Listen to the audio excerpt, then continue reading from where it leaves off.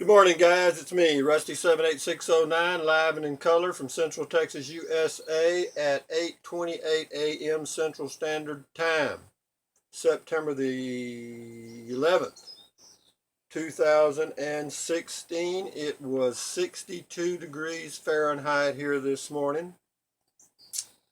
Perfect for this time of the year. Unbelievable. But that's the average. Actually, it's right on the average It's right on the average temperature for this time of the year. And for those of you that don't know this guy right here, it is TC, Trenton Clump, Sir Trenton Clump, and he is my new presence.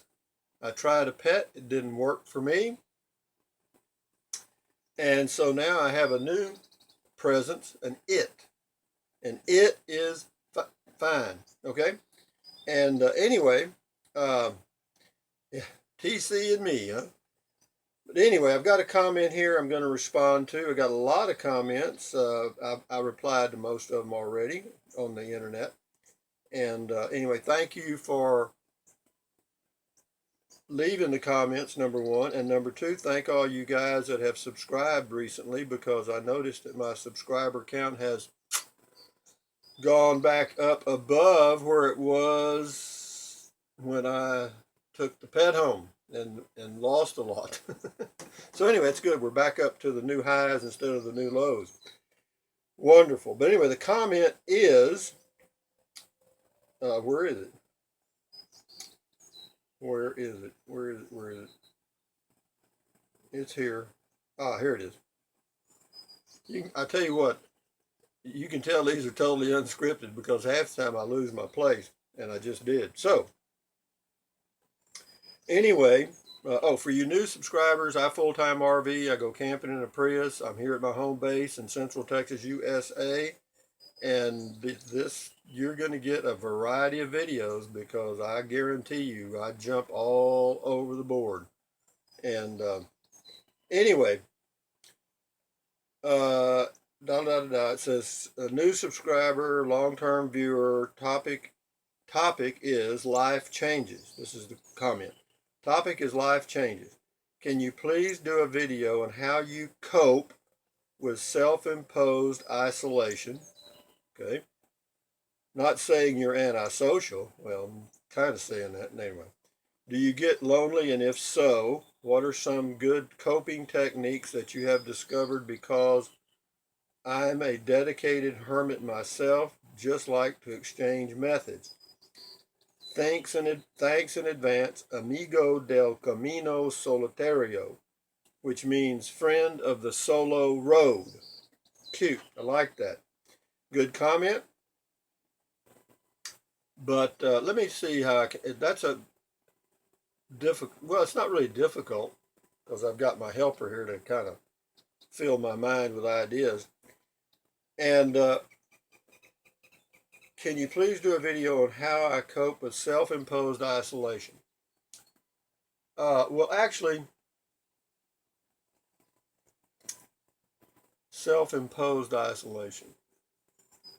I guess I live alone. I mean, you can call it self-imposed isolation. I just live alone. I don't know that I'd put any kind of label on it, but be that as it may, this all arose out of a life that, when I was like 40, I was married. And, I'd been married and divorced 3 times. And after the third time, I thought maybe that was not the thing for me to do anymore. And I didn't. I did live with a couple of girls for a while, and that was okay. And then they wanted to get married, and I refused, and that ended the relationship. So it wasn't so much self-imposed isolation as it's just the way life turned out for me. Okay, and is it bad? No. I mean, for me, fortunately, my early childhood, lends itself to this type of life. Uh, I grew up on a farm in rural South Texas, small town, USA. And when I had 2 sisters and 1 brother. I had an older sister and brother who were twins that were 6 years older than me, and then another sister that was 4 years older than me. So when I was 2 years old and out on the farm, they were in school, all of them, okay? And I was there from 2 years till I started school, most of the year by myself. So I had to create my own little playmates and my own little world, and I got good at it. I mean, I did, and I didn't like for anybody to interfere with it. I mean, I developed those skills uh, in those formative years, and they just pretty much stayed with me all the way through my life, and I didn't realize it until I got much older and looked back, trying to figure out why I was the independent soul that I was and could live very comfortably without uh, society, so to speak. And because I knew I had a lot of people always had their friends over and had company around. I never really enjoyed that at all. I didn't. I mean, I preferred to be a lone wolf alone. And even when I was married, all of my wives would tell you that I did not need them. Okay, and I didn't, and that's the truth. And that was one of the problems we had because a woman likes to be needed and told that you love her and all that stuff on a fairly regular basis. I didn't. I never felt. I just didn't. It wasn't a natural thing. Excuse me. And I didn't. So that caused some problems there. But how do I cope with living uh, by myself? There's a difference between alone and lonely. Okay, alone just means you're basically by yourself. Lonely means you feel like you need somebody else. You feel like you need something. You're not complete. Well, for me, I find out more and more as I get older. I am complete, and I'm completely contented. I sleep very well at night. I enjoy being alone. I have learned it because I've been like this for 30 years. I mean, you just don't wake up one day and say, "Oh, I'm just going to go live alone and enjoy it." It's not going to happen like that. What are the coping skills that you develop? Well, I don't know that I didn't plan to develop any coping skills. I just did it because it evolved. Okay, it was an evolutionary thing with me, and the skills, I guess you'd call them, is I read books. I enjoy reading books. I always enjoyed reading books. Even as a child, I enjoyed reading books. And I still enjoy reading books, and so that takes up part of my day. And I also enjoy taking walks by myself. And, I enjoy sitting on the patio by myself and observing Mother Nature, all the little animals, listening to the birds, watching the sunrise, sunset. You could call those coping skills, and it's just a lifestyle for me, and it's been that way for a long time. When I go, when I was full time RVing and pulling an RV, my travel trailer all over the Western USA primarily, uh, I was alone, but I never felt lonely. The only time that I've really felt lonely and being alone was when I was in the U.S. Peace Corps in Mongolia. I felt lonely, and the reason was not only was I alone in a foreign country, but no one spoke the language, and so it was a combination of culture shock and being alone, and you kind of just feel that knot in your stomach. But you get over it. And also out in Big Bend, I lived out there for a while in the Big Bend National Park area, and I felt lonely there, and I don't know why I did, because I liked it, I enjoyed that area out there, but after about a year, uh, it just didn't feel good anymore. And this area of Texas where I live now, I've been in and out of for years, and so this feels like home. And even though I'm alone, I'm not lonely. So I guess you'd have to find you a place where you don't feel lonely. That's a coping skill, obviously. And two, develop those habits that you can do alone. Okay, reading, taking walks, taking short trips. I enjoy listening to music. I stream what would be called elevator music, uh, over Pandora, Uh, Most of the time, that's about all I have on. And I have it on real low when I'm reading sometimes. If I'm reading a leisurely book, I can have music on and read okay. But if it's a technical book or something that deals with, you know, political issues or global issues, then it requires a little more concentration, and I have to turn the music off so I can focus on what I'm reading. But as far as coping techniques uh, that I have discovered, uh, I would just say keep it simple. That would be it. You don't want to,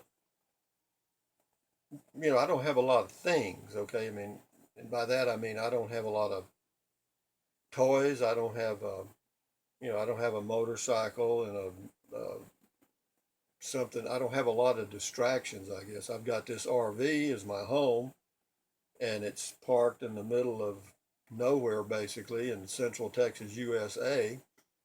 There's very little, if any, outside noise other than the wildlife, and I enjoy the sound of silence. I do.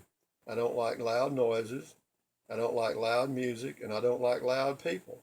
Okay, and so knowing that, I just don't put myself in those situations. Do I go to concerts? No. Did I ever? No.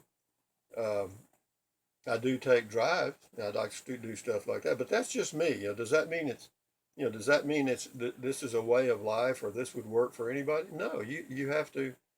Everything is individual about life. Everything is individual. It's you. It's you. Okay, and you got to look yourself in the mirror and say, I'm me. I am me. Okay. But for me, I am my own best friend. I like me. I know that sounds weird, but I do. I like me. And I pat myself on the back a lot. I mean, I'll just reach up and say, hey, way to go, big guy. Because, he who patteth not his own back, his back will go unpatteth. All right. And so, nobody's going to congratulate you for doing something that you thought was good. So congratulate yourself. There's nothing wrong with that. And, as far as getting around people, I do. I do my wine and beer tastings. That's one time a week. I do travel. And believe me, when I'm out and about, I talk to people. I'm not shy. I mean, I'll walk right up to somebody and say, where are y'all from? And people will tell you. Most of them, if they're from up north, sometimes they won't. They'll just walk away. But if they're from the south or the west, typically, they'll talk to you. Yeah, they'll tell you their whole damn life. You know, you'll have to you'll have to ask them to shut up. But but anyway, let's see if I've answered any of your. I probably haven't answered any of your questions, and the reason is I'm not too sure they're answerable. You know, how do I cope with my self-imposed isolation? Well, I just take it one day at a time. I do plan ahead, but my plans are always subject to change. I do not have any problem with changing a plan or a direction at any moment. Okay, I'm not locked in. Just like when I got the pet, I went into it with my eyes open, saying, "Okay, we'll see if this works for me. I'll give it an honest effort." And of course, I hedged my bets. I told the breeder that, because she kind of talked me into it. At first time I talked to her, we didn't reach an agreement, so I said, okay, that's the end of that. And then she called me back and made, sweeten the offer a little bit. And as part of that was, if it didn't work out, I could return the dog for a full refund, which I did. But uh, I think being flexible is a key. Realize that you are not perfect. I'm not. Now, it is, but I'm not. And that's and you're going to make mistakes, and there are going to be days that you think. I've thought about getting into a relationship because I've had some opportunities, and I didn't. I broke them off. I mean, I met a girl out in Angel Fire. I think I mentioned that in a video a while, a few years ago, and could have started up a relationship there, but didn't. I mean, I enjoyed her company for a while, and that was the end of that shit. And then I ran into a lady in Taos. I was out walking there one day and met her, and we talked. I went to her place and we had some wine that evening. Blah blah blah. And and I could have built on that, and didn't. And right here in my own area where I live in Central Texas, there's a widow woman that lives on a big ranch that my property backs up to, and she would love to have a quote friend because her husband died about 6 years ago, and I just didn't. So uh, as far as you know, self-imposed isolation and coping skills, uh, it just takes time, man. Again, there's no book. You can read all the books, and they're going to give you maybe some tools, but ultimately it boils down to you as an individual, and don't worry about what other people think or say because people are going to say, I've had people say to me, why do you live alone? And the reason they're asking that question is they're not concerned about why I live alone so much as why I choose to live a different lifestyle than they're living. Okay. And that's what concerns most people is why are you different? People don't like difference. Okay. They don't. They want you to be part of the game. You go to church every Sunday. You do certain things regularly, you stay married, you have kids, you do this, do that, and that's the way it's supposed to be. I've never been a part of that. I've gone in and out of it, but I've always kind of been on the fringe. I was an old hippie. I had long hair in the 60s and kind of on the fringe. Of course, I got drafted in 1967, and I was in the Army infantry, 11B10, which is infantry, which is shit. And but be that as it may, I could go on for 3 days just going in circles, like a dog chasing his tail. But what I can say is once you're on that path, you're the solo road you call it. It doesn't mean you have to stay there. It's not a commitment. To me, it's just a way of life. I mean, if I met a lady that I enjoyed her company and it worked out fine, who knows what I might do.